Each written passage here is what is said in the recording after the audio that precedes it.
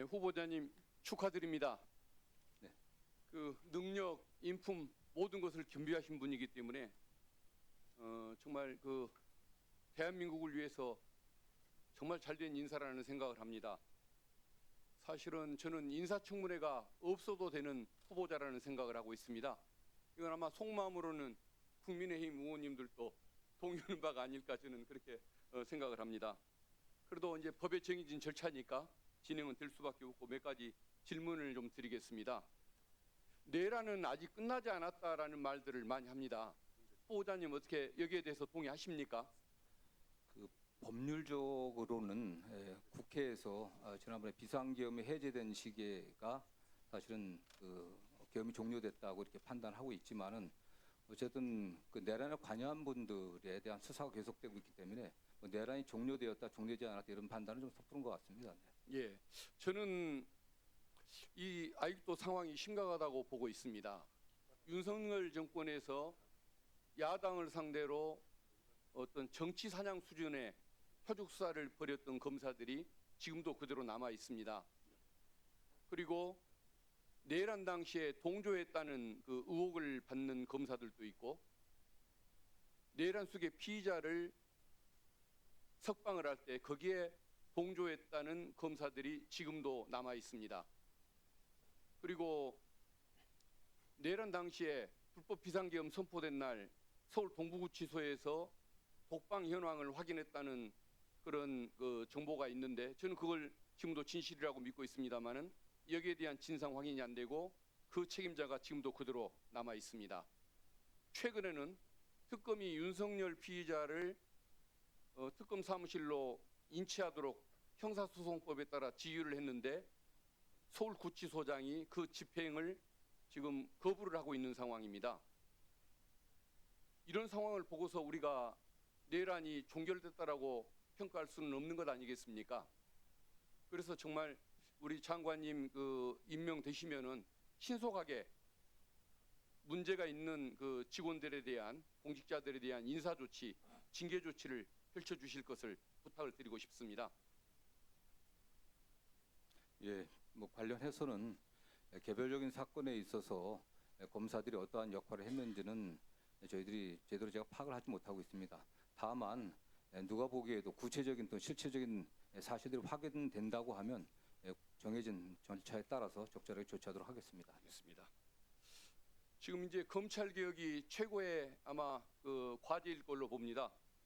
수사와 기소의 분리, 즉 검찰청의 직접 수사권을 폐지하고 중대범죄수사청으로 이관시키는 것, 이것은 대통령의 공약이고 민주당의 사실상 당론이나 다름이 없고 민주진영의 국민들이라면 누구나 동의하는 바입니다. 아마 장관님께서도 이걸 가장 역점을 둬서 추진하실 걸로 보여집니다. 그런데 문제는 대검찰청이 이 직접수사권 폐지에 동의를 해주면 좋을 텐데 이걸 사실상 반대를 하면서 국정기획위원회 업무보고까지 사실상 거부를 당하고 있는 그런 상황입니다. 이건 굉장히 오만한 태도 아닙니까? 대통령의 공약, 정부의 공약도 거부하겠다는 이런 태도입니다. 본인들이 직접수사권 폐지에 동의를 해야만 이 직접수사권이 폐지가 됐었을 때 중대범죄수사청이나 경찰로 이관되는 이 직접수사권, 이 직접수사 경찰의 수사권이 남용되었을 때 발생할 수 있는 남용의 문제, 또 미흡한 수사에 대한 대책 문제, 이런 것들에 대한 보완 대책이 논의가 될 텐데 직접 수사권 폐지 자체를 거부하다 보니까 이런 논의가 제대로 제시되지도 않고 논의하기도 어려운 상황인데 이 부분에 대해서 장관님이 취임하시면은 검찰로 하여금 어떤 여기에 동의하는 태세로 나오도록 만들고 또 여기에 대해서 실무적으로 어떤 의견을 보완 대책을 제시하도록 좀 역할을 해주셔야 할 것 같은데 장관님 계획은 어떠십니까? 예, 현재 그 대검의 입장이 어떤지는 제가 정확히 파악하지 못하고 있습니다. 다만 제가 모두 인사말에도 말씀드린 것처럼 수사 기소가 분리되어야 된다고 하는 큰 틀에서는 그런 방향을 저희가 거부할 수는 없다고 저는 생각하고 있습니다.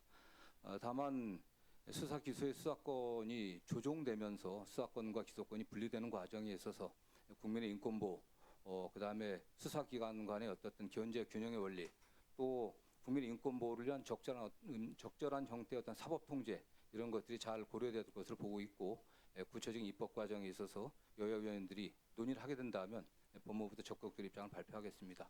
다만 현재에서도 지금 검찰이 관련 법에 의해 갖고서 뭐 부패, 경제범죄 외에는 수사할 수 없는 거 아니겠습니까? 다만 뭐 시행령을 확대해 갖고서 문제가 되고 있지만 그와 관련해서는 엄격하게 또 법 적용이 될 수 있도록 조치를 하도록 하겠습니다. 네, 알겠습니다. 그 5.18 민주화 운동 여기 피해자들이 어떤 그 희생을 당한 이 부분에 대해서 국가가 책임을 지고 또 피해자들을 치유하고 명예를 회복해 주는 조치는 꼭 필요한 부분 아니겠습니까? 그렇습니다. 네. 그런데 5.18 피해자에 대한 피해자들의 그 정신적 손해배상 청구 이 부분에 대해서 위자료 그 액수가 재판부에 따라서 지역에 따라서 너무 편차가 큽니다. 몇 배씩 차이가 나는 경우도 있고 수천만 원씩 차이가 나는 경우도 있고 이게 문제가 많다 보니까 피해자들에게 오히려 상처가 되는 부분이 있습니다. 그래서 피해자들이 어떤 그 지역에 따라서 재판부에 따라서 위자료 액수가 몇 배씩 차이가 나는 이 현상들을 해소를 해달라고 요구를 하고 있습니다. 그러다 보니까 이제 법원에 이런 요구를 했었을 때 조금 그런 그 균형의 문제, 형평의 문제를 생각하겠다고 법원은 그런 입장을 보이고는 있습니다만은 이미 그 어떤 저가의 판결 금액이 확정돼 버린 이 사건 이 부분에 대해서는 이걸 구제해 주기가 어려운 좀 한계가 있어서 이제 고민이 참 많은 상태인데 이 부분에 대해서도 장관님께서 한번 좀 지혜로운 해법을 제시해 주시면 좋겠다는 생각이 듭니다. 이제 뭐 공감하는 바입니다. 다만 어쨌든 이 해당 사건의 피고가 국가이고 우리 법무부가 소송 수행하고 있기 때문에 관련 사건에 관련해 갖고 적절하게 법무부의 의견을 좀 제시하도록 하겠습니다.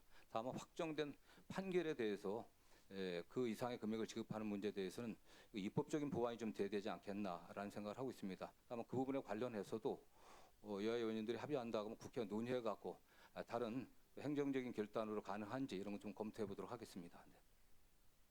네. 예, 수고하셨습니다.